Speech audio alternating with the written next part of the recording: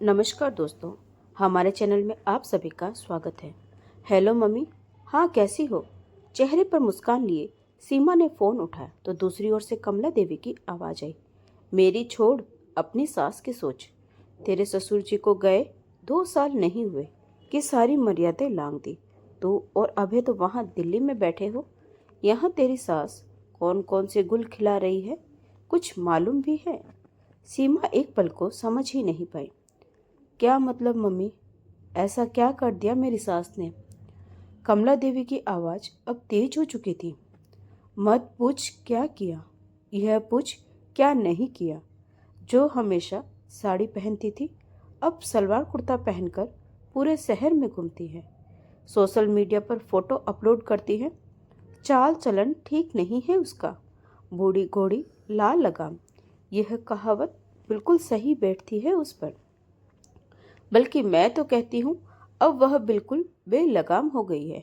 और यह सब मैं बना नहीं रही, मोहल्ले वाले बता रहे हैं। सीमा को झटका लगा है। पर मम्मी, आप यह सब कहाँ से सुन रही हो? कमला देवी बोली, कहाँ से? अरे बेटा, मेरी सहेली तुम्हारे ससुराल के पास में ही रहती है। अब तो खबर यह है कि हर दूसरे दिन किसी सुयश नाम के आदमी के साथ देखी जाती है तुम्हारी सास। कभी रेस्टोरेंट, कभी पार्क, कभी बाजार। पूरा मोहल्ले बातें बना रहा है। उस दिन बाजार में मेरी सहेली मेली तो तेरी सास की यह सब करतूत बताने लगी। शर्म के मारे मेरी तो नजरें नीची हो गई। सोच, अब हमारे रिश्तेदार में बातें पता चलेगी तो बदनामी होगी या नहीं? सीमा गुस्से से भर उठी। कमला देवी बोली, तू अभय से कहकर समझाए अपनी माँ को।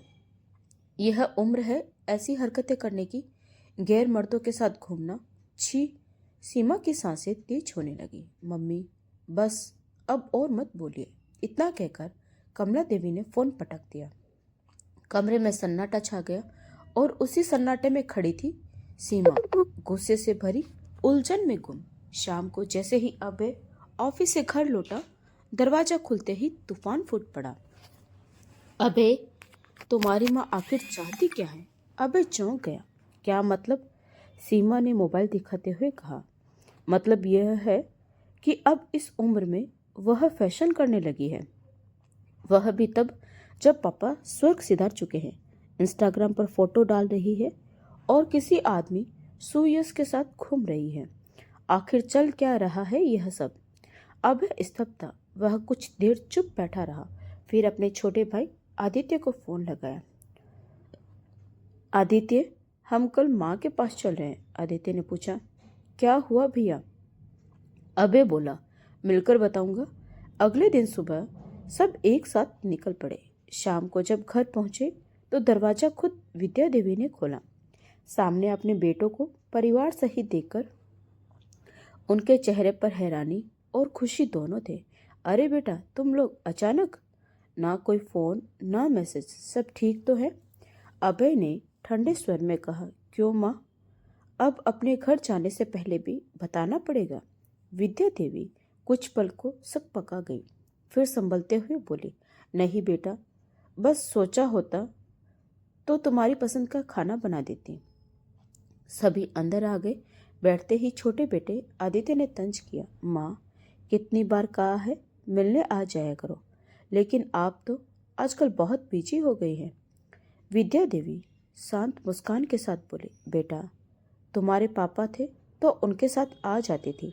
अब अकेले जाने का मन नहीं करता और अब मैं भी अपने कुछ कामों में व्यस्त रहती हूँ। फिर उन्होंने बात मोड़ी। चलो, मैं कुछ खाने को लाती हूँ। यह कहकर वह रसोई की ओर चली गई। तभी डोर बेल बजी। उन्होंने ट्रे रखी और दरवाजा खोला। सामने सुयश थे। नमस्ते विद्या जी, यह रही आपकी दवाइयाँ। अभी मेडिकल से लेकर आया हूँ। विद्या देवी मुस्कुराई। अरे हाँ, मैं तो भूल ही गई थी। आइए ना, चाय तैयार है। सुयश बोले, नहीं नहीं, तला भुना परहेज है, वरना दवाइयाँ फिर आपको ही मंगवानी पड़ेगी। दोनों हंस पड़े। पर आपकी जिद हो तो चाय पी लेता हूँ। ड्राइंग रूम में आते ही सब थोड़ा असहज हुए, पर किसी ने कुछ नहीं कहा नहीं। विद्या देवी ने सबका परिचय करवाया। यह मेरा बड़ा बेटा अभय, उसकी पत्नी सीमा, यह छोटा बेटा आदित्य, उसकी पत्नी नैना, और यह मेरे पोते पोतियाँ। अचानक सब आ गए, बताया भी नहीं। सुयश ने सबको नमस्ते किया और बोले, अच्छा किया बच्चों, तुम लोग आ गए। विद्या जी बहुत याद करती है तुम सबको। उनकी आवाज़ में एक सरल गरिमा थी। विद्या देवी ने चाय देते हुए कहा, मेरे आधे से ज़्यादा मदद तो सुयश जी कर देते हैं। अरे तो क्या हो गया विद्या जी? सुयश जी ने हल्के से हंसते हुए कहा, अपनी दवाइयाँ लेने जाता हूँ तो आपकी भी ले आता हूँ। उम्र के इस पड़ाव पर है कि दवाइयों के बिना तो गुजारा ही नहीं होता। अभय और आदित्य एक दूसरे की ओर देख रहे थे। उनकी भौहें तनी हुई थी और चेहरे पर गुस्सा साफ झलक रहा था। अपनी माँ को इस अनजान व्यक्ति के साथ इतनी सहजता से बात करते देख उनका सब्र टूट रहा था। तभी सुयश जी ने अपनी बात आगे बढ़ाई। मैं यहीं पास वाली बिल्डिंग में रहता हूँ। विद्या जी की तरफ, मैं भी अपने घर में अकेला हूँ। सरकारी नौकरी से रिटायर्ड हुआ हूँ। मेरे भी 2 बच्चे हैं, एक बेटा और एक बेटी।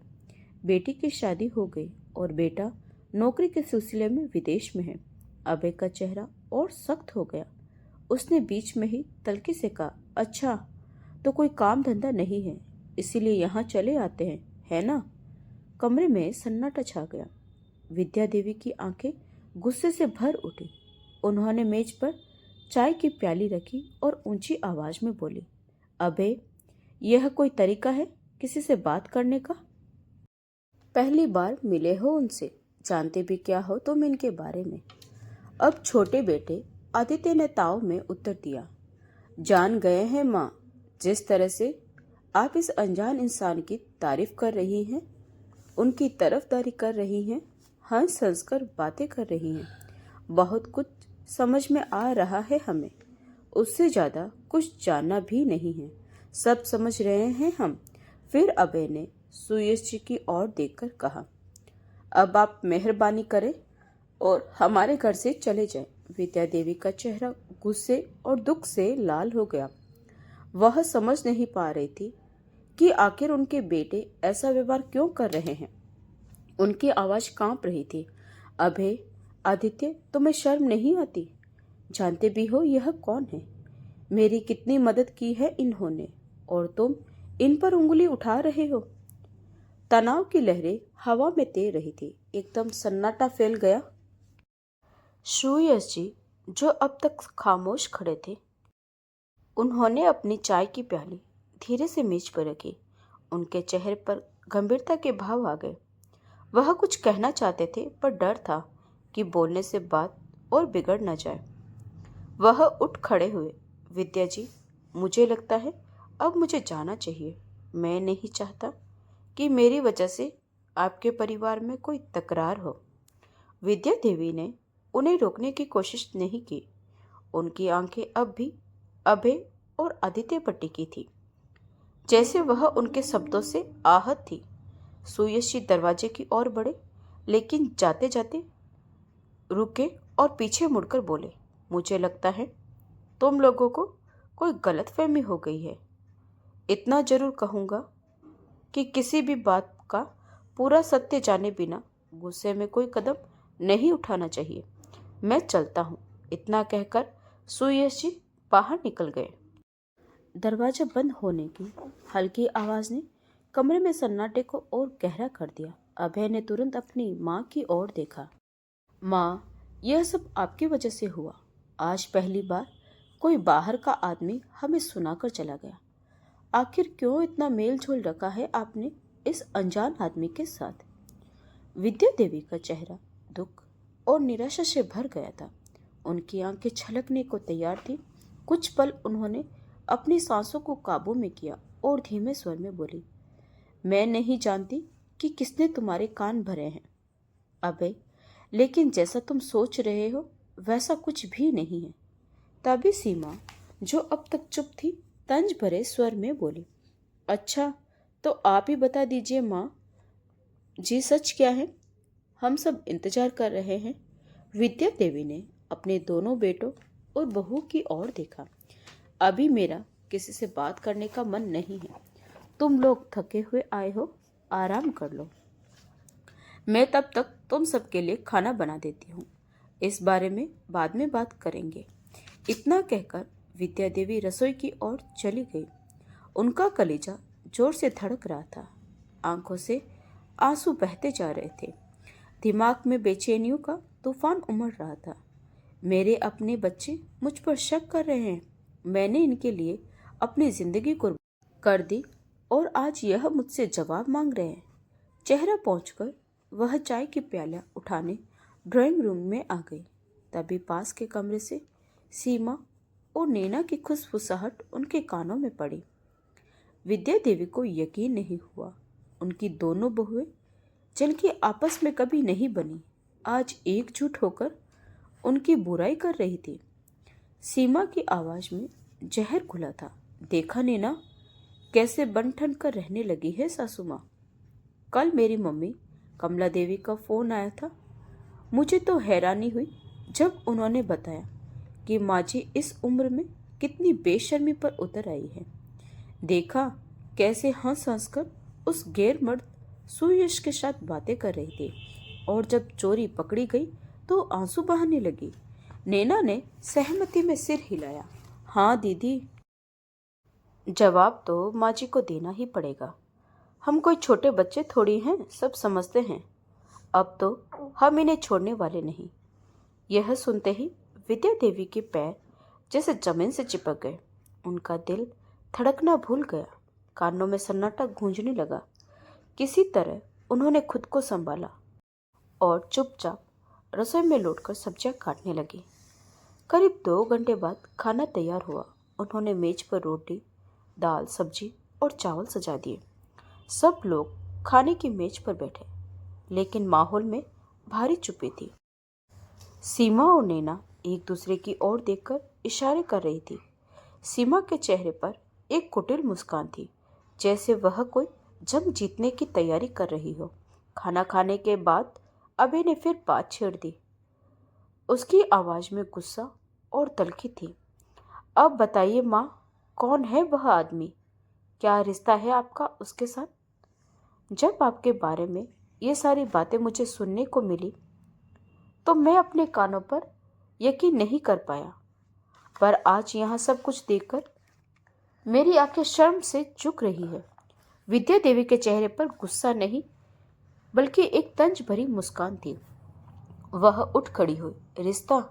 हाँ है रिश्ता, पर शायद वह रिश्ता तुम्हारी सोच से परे है अबे। तुम कभी समझ नहीं पाओगे। सीमा ने ताली बजाते हुए आंखें तेरी।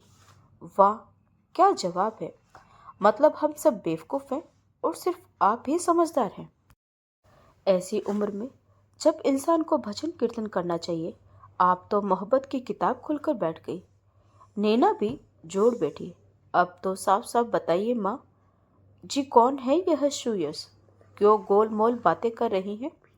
आपकी इज्जत का तो आपको ख्याल नहीं, लेकिन हम भी इस घर के हिस्सेदार हैं। विद्या देवी ने दोनों की आंखों में आंखें डालकर देखा। अब उनकी आवाज में कंपन नहीं था, बल्कि वर्षों का टूटा हुआ आत्मसम्मान फूट पड़ा। तुम दोनों मेरी बहुएं हो, लेकिन मेरी तकलीफ कभी समझने की कोशिश नहीं की। अपने आप को इस घर का हिस्सा बताती हो। अच्छा बताओ, जब तुम्हारे ससुर का देहांत हुआ था तब तुम दोनों में से कोई मेरे पास बैठा था क्या? तुम में कोई जानता है कि मैं रात रात भर कैसे जागती थी? अकेलापन क्या होता है?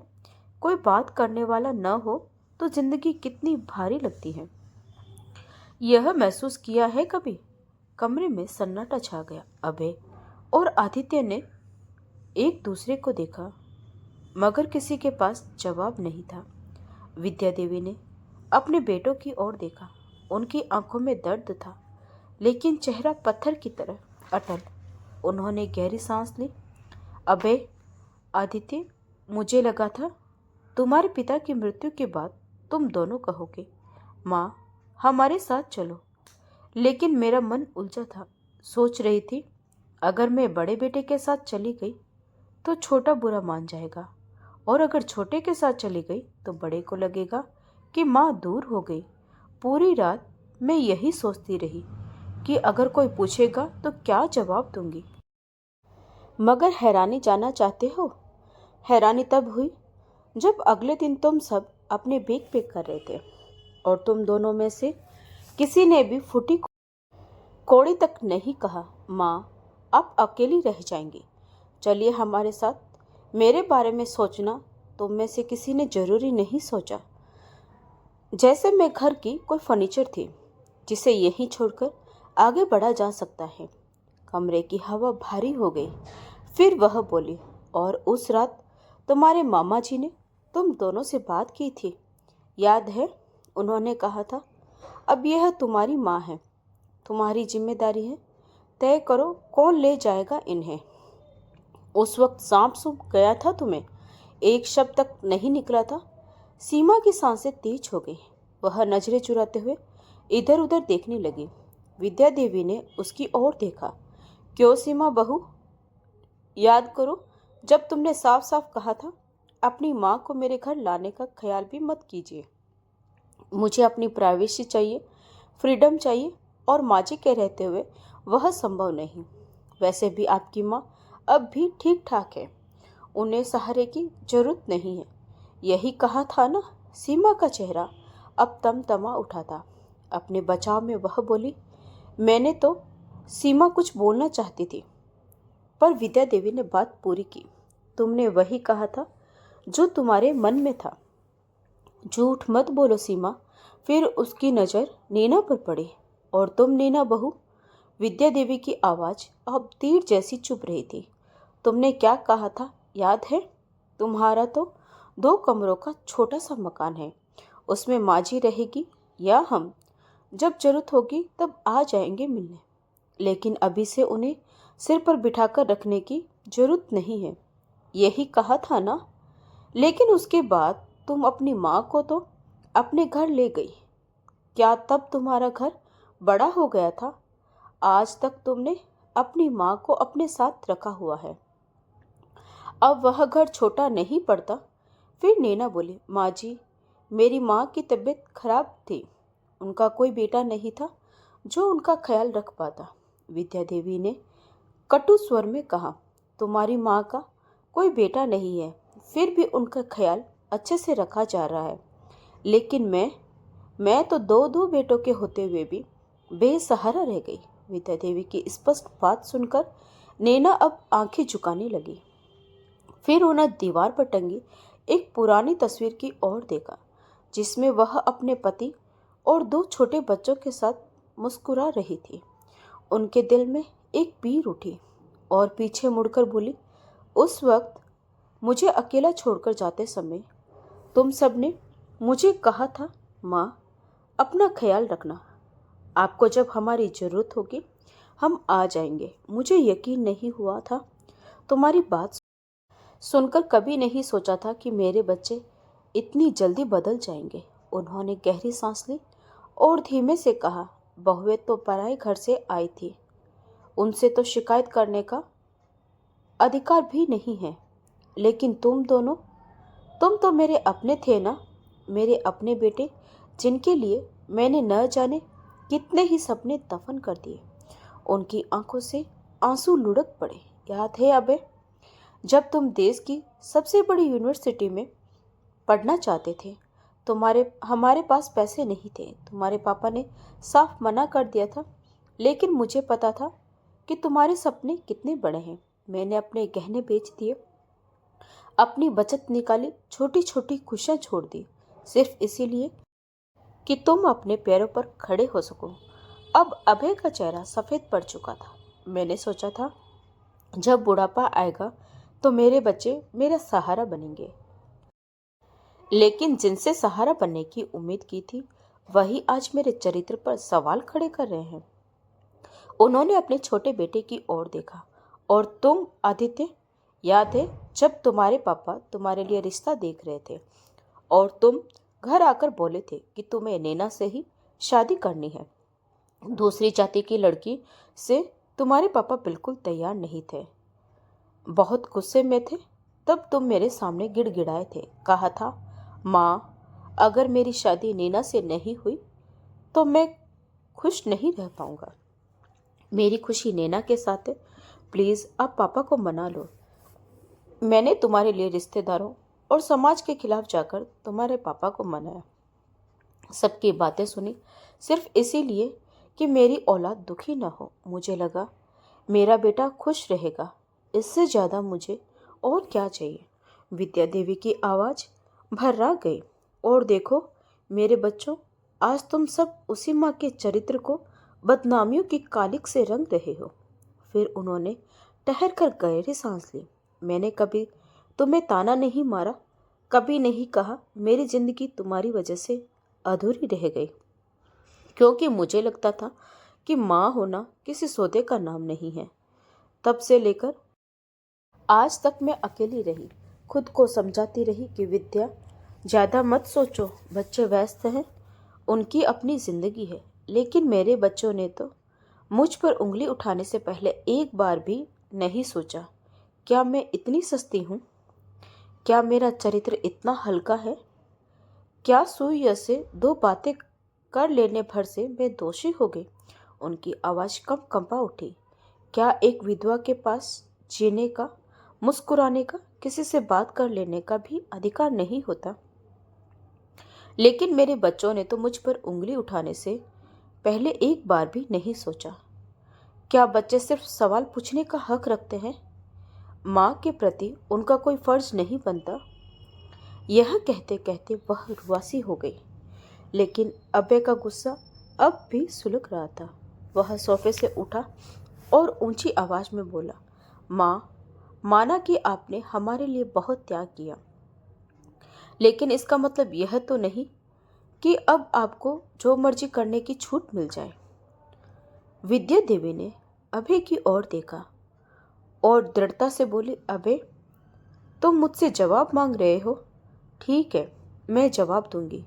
याद है तुम दोनों को उस दिन जब मेरी तबीयत खराब रहने लगी थी, मैंने तुम दोनों को फ़ोन किया था।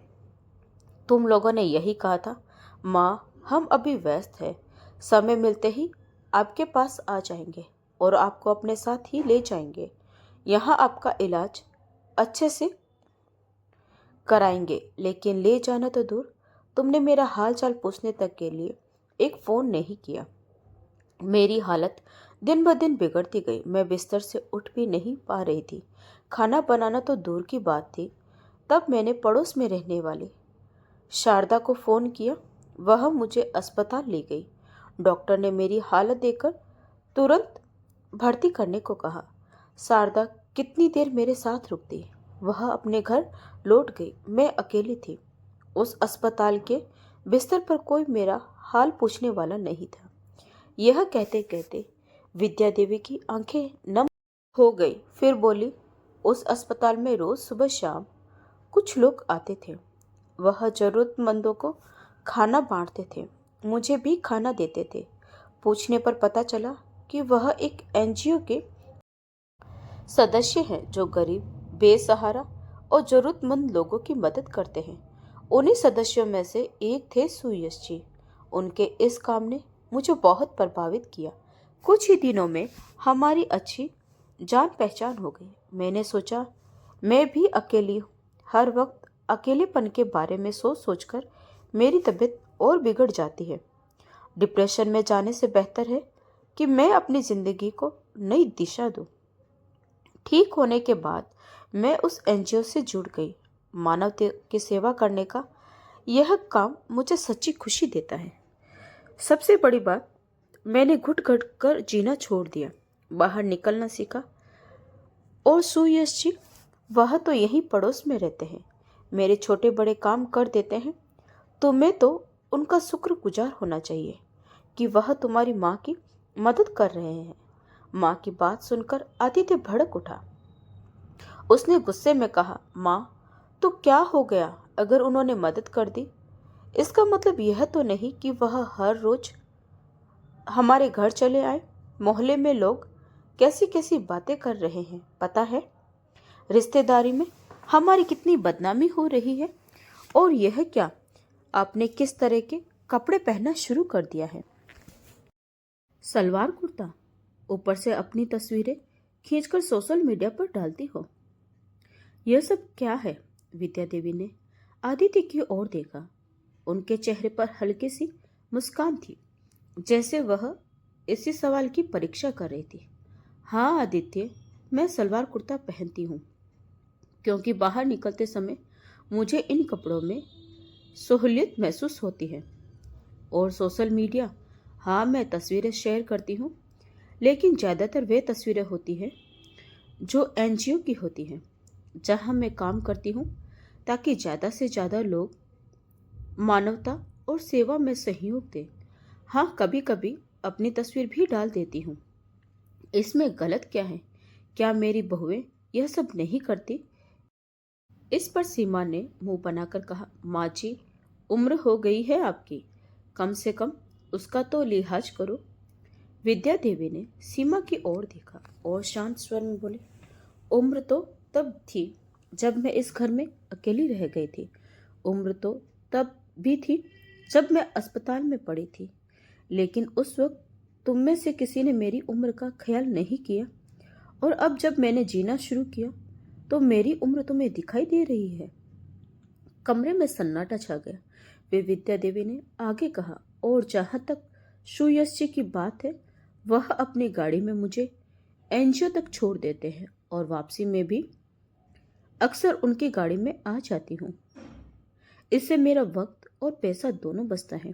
वैसे भी लोगों को तो आदत है बातें बनाने की। वह तो उस औरत पर भी उंगलियां उठाते हैं जो अपने घर की चौखट तक नहीं लांघती। अभय ने गुस्से में कहा, माँ, आप भले ही अपनी बातों से हमें गलत ठहरा रही हैं, लेकिन सच यह है कि उस आदमी से आपका मेलजोल हमें शर्मिंदगी में डाल रहा है। विद्या देवी ने पलट कर कहा, इसमें शर्म की क्या बात है बेटा? सुयश जी मेरे मित्र हैं, बस। हाँ, वह पुरुष है तो क्या कोई महिला किसी पुरुष से बातचीत नहीं कर सकती? क्या एक अकेली औरत का हंसना, जीना, बाहर निकालना अपराध है? और अगर मैं और सुयश जी एक दूसरे के हालचाल पूछ लेते हैं, एक दूसरे की मदद कर देते हैं, तो उसमें गलत क्या है? तुम्हारी पत्नियां भी तो ऑफिस जाती है, वहाँ गैर मर्दों से बातचीत करती होगी, मीटिंग्स होती होगी, कॉर्पोरेट डिनर होते होंगे, उन सब में सबके साथ हंसी मजाक भी होता होगा, है ना? तो फिर मेरे बाहर निकलने से तुम्हें शर्मिंदगी क्यों? सीमा और नैना का चेहरा तमतमा उठा। माँ जी, यह आप क्या उल्टा सीधा बोल रही हैं? सीमा झल्लाई। हाँ माँ जी, नैना भी बिफर पड़ी। यह तो आप हमें ही कटघरे में खड़ा कर रही हैं। विद्या देवी की आंखें पल भर को ठहर गई। फिर वह बिल्कुल शांत स्वर में बोली, क्यों बहू? मैंने तो सिर्फ वही कहा जो तुम मेरे लिए कह रही थी। जिन मापदंडों से तुम लोग मेरी मर्यादा तय कर रही हो, उन्हीं मापदंडों से मैं तुम्हारी मर्यादा क्यों नहीं देख सकती? मैंने कहा कि सुयश जी मेरे मित्र है, तो तुमने मेरे चरित्र दाव पर लगा दिया। जब वही मेल जोल तुम लोग करते हो तो वह सामाजिक जरूरत है कहलाता है। मैंने कब कहा कि तुम गलत कर रही हो? तुम ऑफिस जाती हो, काम करती हो, मैं भी गर्व करती हूँ, लेकिन मुझे भी तो गर्व करने दो अपनी नई जिंदगी पर। जब मैं अस्पताल में अकेली थी, किसी ने यह नहीं पूछा कि मैं जिंदा भी हूँ या नहीं, और आज जब मैंने अपनी जिंदगी फिर से बुननी शुरू की है तो सबको दिक्कत हो रही है। अभय ने खुद को संभालते हुए कहा, माँ, हम आपकी चिंता करते हैं।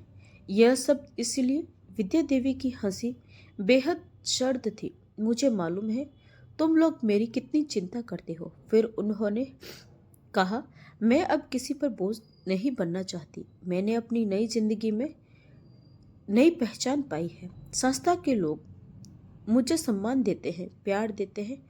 और सुयश जी, जिन पर तुम सवाल उठा रहे हो, उन्होंने उस वक्त मेरा साथ दिया जब तुम सबने मुंह मोड़ लिया था। अब मैं घुट घुट कर नहीं जीना चाहती। मैं बेझिझक बिना शर्तों के जीना चाहती हूँ। जैसे मेरी बहू को अपनी जिंदगी में किसी का दखल पसंद नहीं है, वैसे ही मुझे भी मेरी स्वतंत्रता प्यारी है। मैं अब वह विद्या नहीं जो अपने बच्चों के इंतजार में पूरे दिन दरवाजे को ताकती रहती थी। अब मैं वह इंसान हूँ जो दूसरों के लिए भी रोशनी बनना चाहती हूँ, जो दूसरों के जीवन में खुशियों का दरवाजा खोलती है।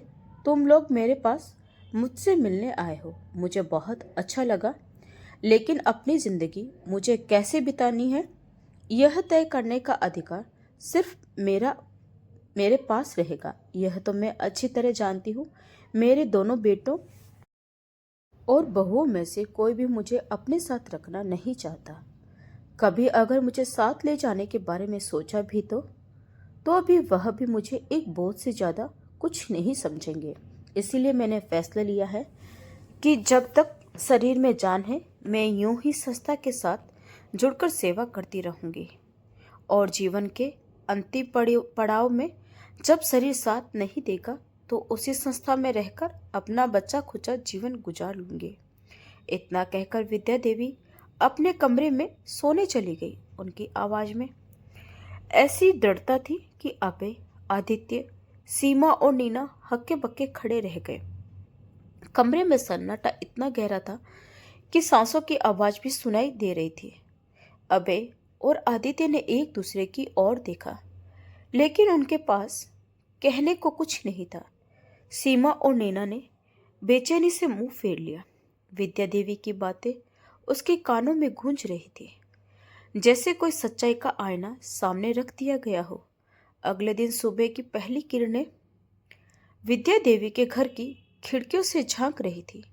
घर में रात का तनाव अब भी हवा में तैर रहा था। विद्या देवी रसोई में चाय बना रही थी। उनका चेहरा शांत था। दोनों बेटे और दोनों बहुएं अपना सामान लेकर ड्राइंग रूम में आ गए। उनके चेहरों पर रात की बातों का असर साफ दिख रहा था।